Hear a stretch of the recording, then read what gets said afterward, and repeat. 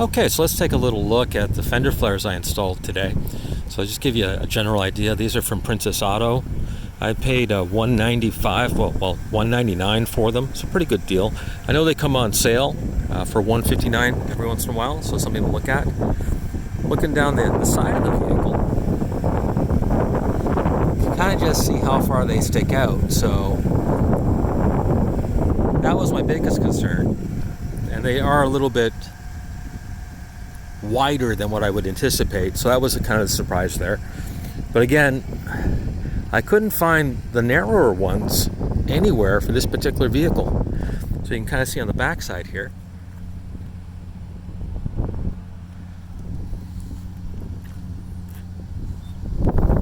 So again, you can kind of see there. So I think that did okay. Like the profile is okay as far as that's concerned. Now again, this is just kind of a work truck, so level expectation wasn't very high.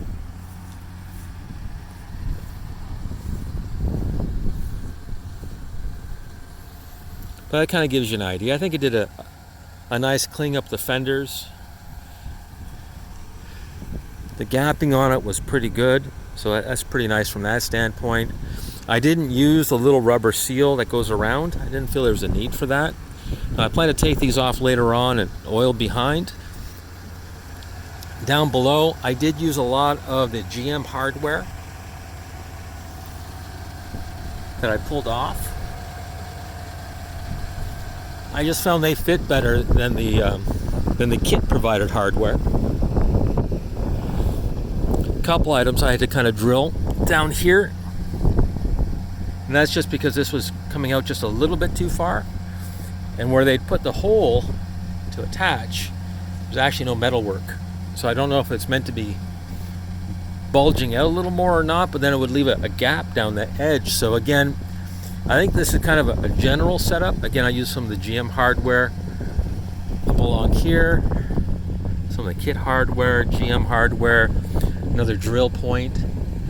I didn't attach into here mainly because there's not a lot of metal work there to attach to. That's just a thinner piece, and these seem to work out really well, so I don't think that's going to be an issue. And again, gapping on it was good, no issues there at all. I've got some dings and dents, some scratches and scuffs there, so again, not looking for perfection.